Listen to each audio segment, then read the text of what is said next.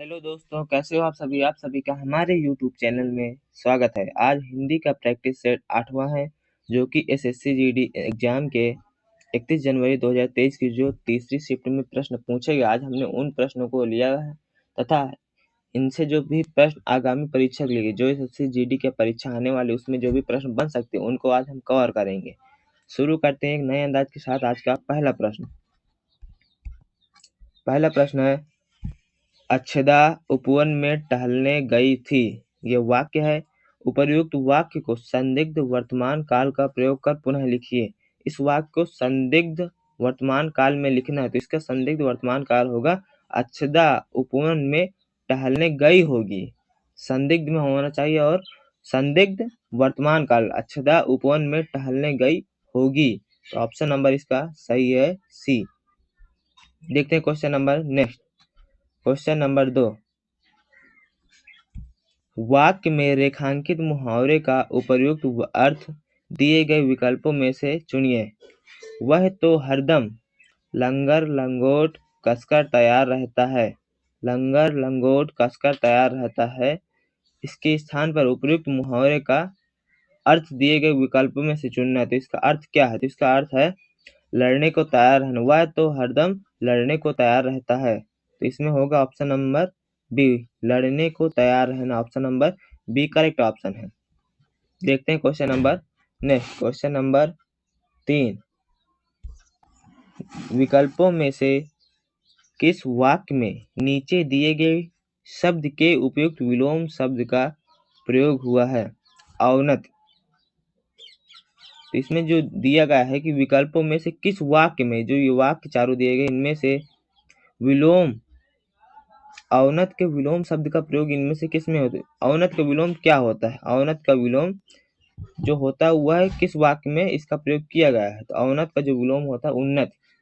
तो इसमें उन्नत दिया गया है यह पहले ऑप्शन में। भारत में आर्थिक उन्नति हो रही है, या तो इसमें लिखे कि इस वाक्य का विलोम शब्द लिखे। भारत में आर्थिक उन्नति हो रही है, तो इसमें उन्नत की जगह अवनत। भारत में आर्थिक अवनति हो रही है, तो उन्नत का विलोम होता है अवनत। तो भारत में आर्थिक उन्नति हो रही है, अवनत का विलोम शब्द प्रयोग किया गया है उन्नत। Option number A correct option है। देखते हैं question number next. Question number 4, इनमें से क्या महावीर का अर्थ नहीं है? तो 3 अर्थ महावीर के, चौथा जो नहीं है उसको सही करना है। ऑप्शन ए जैन तीर्थंकर, option B Hanuman, option C Mahadev, option D शक्तिशाली। तो महावीर के अर्थ क्या क्या है? महावीर का अर्थ होता है जैन तीर्थंकर, हनुमान, शक्तिशाली। महादेव महावीर का अर्थ नहीं। महावीर के जो अर्थ है वो जैन तीर्थंकर, हनुमान, शक्तिशाली। महादेव शिव का पर्यायवाची है, तो इसमें सही ऑप्शन है सी। देखते हैं question number next. Question number 5, दिए गए विकल्पों में से किस वाक्य में सही विभक्ति चिन्ह का प्रयोग नहीं हुआ है? ऑप्शन ए है गर्मियों की छुट्टियां शुरू होने वाली थी। ऑप्शन बी सौम्या के नाना का घर देहरादून में है। ऑप्शन सी कोच्चि में रामानुजन पर मौसी रहती है। ऑप्शन डी रोहन हवाई जहाज से मुंबई जाएगा। तो 5 का जो सी है, कोच में रामानुजन की, यहाँ पर की होना चाहिए, इसमें पर, इसमें सही विभक्ति का प्रयोग नहीं हुआ, तो ऑप्शन नंबर इसका सही है सी। देखते हैं क्वेश्चन नंबर अगला। क्वेश्चन नंबर 6, निम्नलिखित वाक्यांश के लिए उपयुक्त सार्थक शब्द क्या होगा? आयु में बड़ा व्यक्ति इसे क्या कहते हैं? ऑप्शन ए पूजनीय, ऑप्शन बी ज्येष्ठ, ऑप्शन सी श्रेष्ठ, ऑप्शन डी महान। एक शब्द है पूज्य और पूजनीय। तो पूज्य लिखा जाता है ऐसे, पूज्य में आधा ज बनता है तथा पूजनीय में पूरा ज बनता है। तो पेपर में आएगा, 4 ऑप्शन दिए गए होंगे, उसमें देगा कौन सा शब्द त्रुटिपूर्ण है, किसमें त्रुटि है। तो आपको ध्यान रखना है कि पूज्य में आधा जा बनता है, पूजनीय में पूरा जा बनता है। तो इसमें दिया गया है आयु में बड़ा व्यक्ति को क्या कहते हैं? आयु में बड़ा व्यक्ति को ज्येष्ठ। ऑप्शन नंबर इसका सही है बी। देखते हैं क्वेश्चन नंबर अगला। क्वेश्चन नंबर 7, निम्नलिखित वाक्य के रिक्त स्थान में सबसे उपयुक्त मुहावरा क्या होगा? रेल दुर्घटना में दुर्गा डैश बच गई। ऑप्शन ए 1-1, ऑप्शन बी बाल-बाल, ऑप्शन सी पानी-पानी, ऑप्शन डी 9-2। तो रेल दुर्घटना में दुर्गा बाल-बाल बच गई। ऑप्शन नंबर इसका होगा बी। तो रिक्त स्थान वाले जो भी हैं आपको उनमें चारों विकल्प भर के देखना है, आपको खुद पता चल जाएगा इसमें कौन सा सही होगा। तो इसका सही ऑप्शन है बी। देखते हैं question number next. Question number 8, निम्नलिखित शब्दों में से कौन सा शब्द अनेकार्थी शब्द है? ऑप्शन ए पोत, ऑप्शन बी जहाज, ऑप्शन सी हवाई जहाज, ऑप्शन डी रेलगाड़ी। इनमें से कौन सा शब्द अनेकार्थी शब्द है? तो वह है पोत। ऑप्शन नंबर ए इसका करेक्ट ऑप्शन है। देखते हैं क्वेश्चन नंबर अगला। क्वेश्चन नंबर 9, निम्नलिखित वाक्य की पूर्ति उचित कारक चिन्ह द्वारा करें। सोहन डैश घर का सारा काम किया है। तो सोहन ने घर का सारा काम किया, तो ने कौन सा ऑप्शन 9 का बी। सोहन ने घर का सारा काम किया है। इसे पूरे ऑप्शन पहले भरो। सोहन से घर का सारा काम किया, गलत। सोहन ने घर का सारा काम किया, ये सही है। सोहन पर घर का सारा काम किया, ये गलत। सोहन में घर का सारा काम किया, ये भी गलत। इसमें होगा सोहन ने घर का सारा काम किया है। तो 9 का सही ऑप्शन है बी। देखते हैं क्वेश्चन नंबर अगला।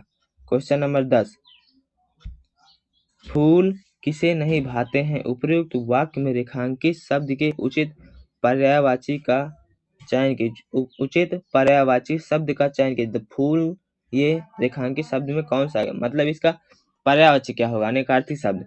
तो फूल का होता है कुसुम। तो ऑप्शन नंबर सही है ए। फूल का जो पर्यायवाची है कुसुम।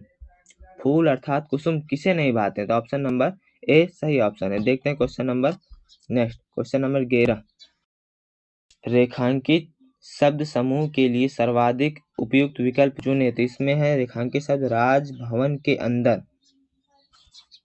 इसके स्थान पर आवास, स्त्री आवास, अंतःपुर, स्त्रीपुर। तो महिलाओं का निवास है, महिलाओं का निवास राजभवन के अंदर, इसे अंतःपुर कहते हैं। अंतःपुर महिलाओं का निवास है, तो राजभवन के अंदर इसके स्थान पर होगा अंतःपुर। Option number C correct option है। देखते हैं क्वेश्चन नंबर अगला। क्वेश्चन नंबर 12, अंजुमन हंस रही थी, इस वाक्य का सकर्मक क्रिया में रूपांतरण होगा। अंजुमन हंस रही थी, इस वाक्य का सकर्मक क्रिया में रूपांतरण। तो सकर्मक क्रिया में रूपांतरण होगा अंजुमन हंसती है। ऑप्शन नंबर इसका ए। देखते हैं क्वेश्चन नंबर अगला। क्वेश्चन नंबर 13, बिना वेतन के काम करने वाला उसे क्या कहते हैं? तो वाक्यांश के लिए एक शब्द होगा सवैतनिक, निमैतनिक, वैतनिक, अवैतनिक। बिना वेतन के काम करने वाले को अवैतनिक कहते हैं। Option number D correct option है।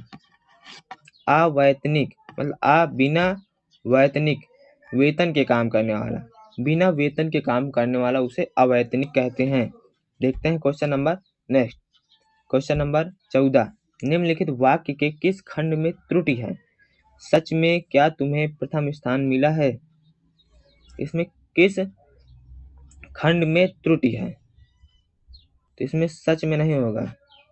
ऑप्शन नंबर सी, सच में क्या तुम्हें प्रथम स्थान मिला, तो सच में इस खंड में त्रुटि है। ऑप्शन नंबर इसका सही है सी। देखते हैं क्वेश्चन नंबर 15, निम्नलिखित वाक्य के किस खंड में त्रुटि है?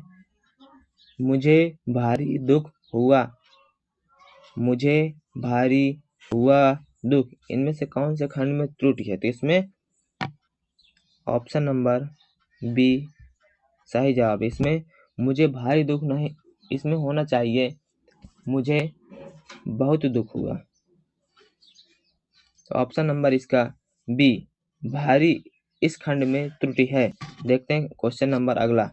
क्वेश्चन नंबर 16, जो कि एक पैराग्राफ दिया गया है, इसमें 5 विकल्प हैं। 5 जो रिक्त स्थान है इनमें भरना है 5 विकल्प। तो दिए गए विकल्पों की सहायता से रिक्त स्थानों की पूर्ति कीजिए। पैराग्राफ है, संसार के सभी महापुरुष डैश के कारण ही महान बने हैं। राम ने डैश भटककर लंका पर विजय प्राप्त की थी। डैश ने मराठों को एकत्रित करके हिंदुओं की रक्षा की थी।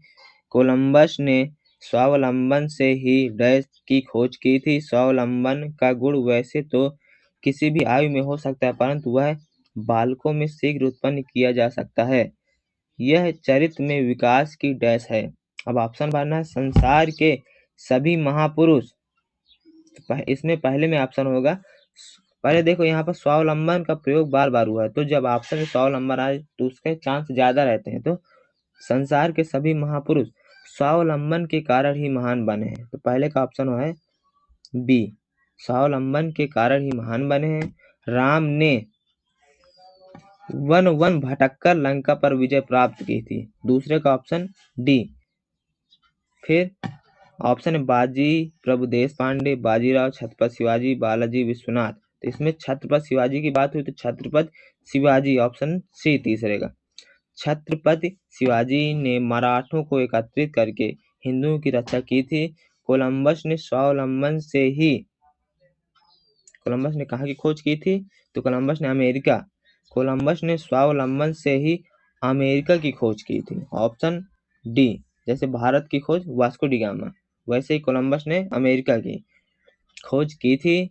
स्वावलंबन का गुण वैसे तो किसी भी आयु में हो सकता है, परंतु यह बालकों में शीघ्र उत्पन्न किया जा सकता है। यह चरित्र में विकास की, इसमें ऑप्शन होगा ए, प्रथम सीढ़ी। यह चरित्र में विकास की प्रथम सीढ़ी है। तो आपको ये जब ऑप्शन भर जाए उसके बाद फिर पैराग्राफ पढ़ना ऑप्शन सहित, तो आपको खुद पता चल जाएगा जो आपने ऑप्शन भरे वो सही है या गलत। तो आपको दोस्तों यह वीडियो कैसी लगी? यह प्रश्न आज हमने उनको लिया था जो पिछले SSC GD की परीक्षा में आ चुके हैं, तथा कुछ जो प्रश्न बन भी सकते हैं उन्हें भी हमने कवर किया था। मिलते हैं अगली वीडियो में एक नए अंदाज के साथ। Thank you for watching this video. Like करें, कमेंट करें, सब्सक्राइब करें। Thank you.